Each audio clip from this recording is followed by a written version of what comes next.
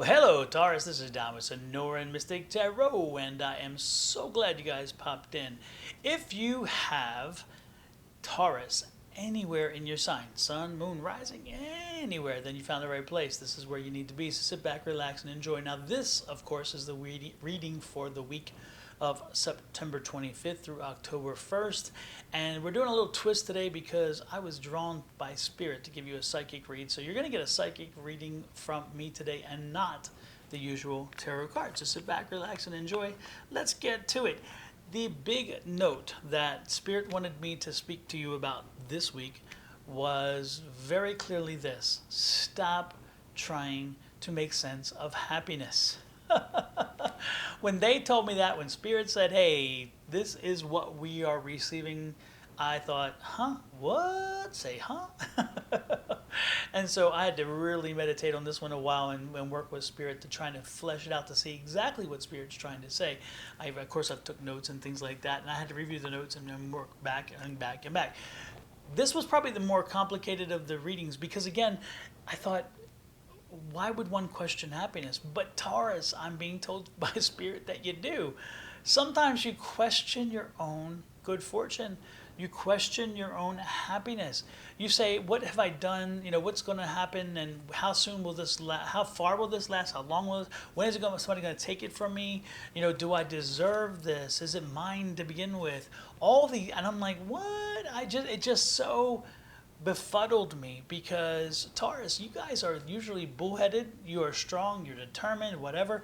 And I very seldom see a Taurus as somebody who questions. Usually, even if you question, you just make the choice and you push right ahead.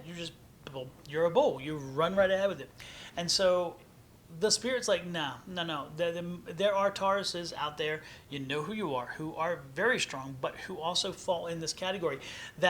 It's like having the Houdini, the thing where they pull the tablecloth out from under the dishes that are set up on the table.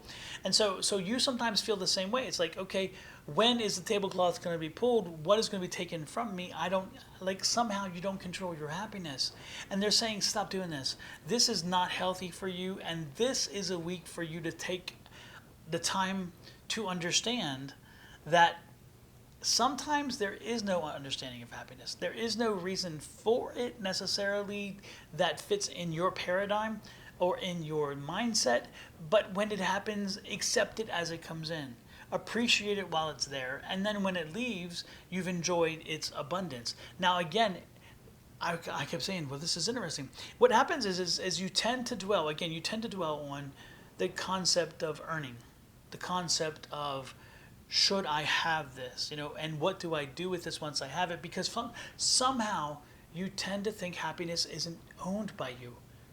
And again, be careful with this. Work on this week. Put the time in. It's interesting because the notes that I put here in myself, it was like, invest in yourself. Invest in yourself and let your inner thoughts come through. Invest in the moments when you're having some of this happiness question. Invest in the thoughts of yourself. Dig deep and wonder, why would I think that? And then start realizing that where you trigger the not worthy thing, make sure you start triggering the I am worthy. Make sure that you replace that. I also give the argument to you that things happen, things can be seen two ways. Things can be two ways. There are always two possibilities to the same thing when I say this.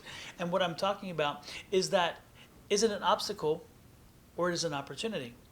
You're driving down the road and you have a blowout. So you you slide over to the right and you get off the road and so you had a blowout. The car could have flipped. I had a blowout. How terrible. I'm losing my mind because I had a blowout. Or could it be an opportunity that the tire was bad and I needed to get it fixed, and Spirit sent me a sign without hurting me, showing me that I needed to take care of this, and therefore they did. Was it an opportunity to make sure that you didn't put yourself in further harm, greater harm down the road? Or was it an obstacle of, oh, well, it slowed me down from getting where I'm going to be?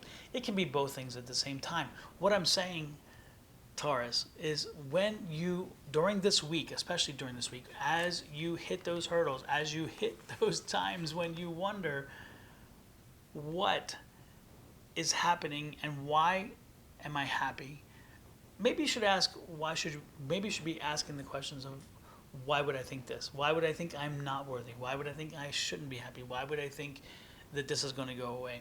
And then try to make sure that you work on that, because that's what I'm being told to do today. The one thing that also, another thing though that came out of all this, is that introspection is going to help you work through some childhood traumas, some childhood things that you needed to deal with, because some of this started there. But I was drawn to make sure that you clearly understand that while you reminisce, while you delve into those places that you don't like to go, Taurus, again, you often don't like to go deep into those places because they're not places you like to live. You like to move on. You don't like to hold back. While you are there, start putting those memories down in book form, in writing form. Make sure you journal it. I see you writing a book. Taurus, this is the time to do it. This is the time to start your book. I see you doing a podcast. I see you doing something where you put your memories down in a way in which they're memorialized, so other people can remember them and other people can share them with you. So this is the time to do that. So as you go through this phase this week, make sure you start writing things down, journaling things. Make sure that you start working through the past and enjoying some of the great memories on paper. As you write them down, don't be surprised if they even bring back some great ideas and some great thoughts. And also, they help to touch a deeper part of you that you haven't shared with anybody in a long time. But most importantly, this is cathartic. This will help you in the process of understanding why, when happiness comes, you should just embrace it. Don't try to overanalyze it. That's my message from Spirit to you this week. So please, I hope it resonates with you. If it's meant for you, take it in. If it's not, then let it go and let somebody else enjoy it instead. With that said, I'm going to wish you love, light, and blessings from my family to yours. Additionally, don't forget to like, share, subscribe, follow, and comment. And if you'd like a private reading, a tarot reading, or even a psychic reading, whatever you prefer, email me, advice@sonoranmystictarot.com. Check out my website, sonoranmystictarot.com. You can book it through there, or you can also do it through Etsy, or message me through any social media platform on Sonoran Mystic Tarot. With that said, I'm going to let you go. Have a great one. We'll talk next week with another reading. And we'll be in October. Jeez, how is that, right? Have a great one. Bye-bye.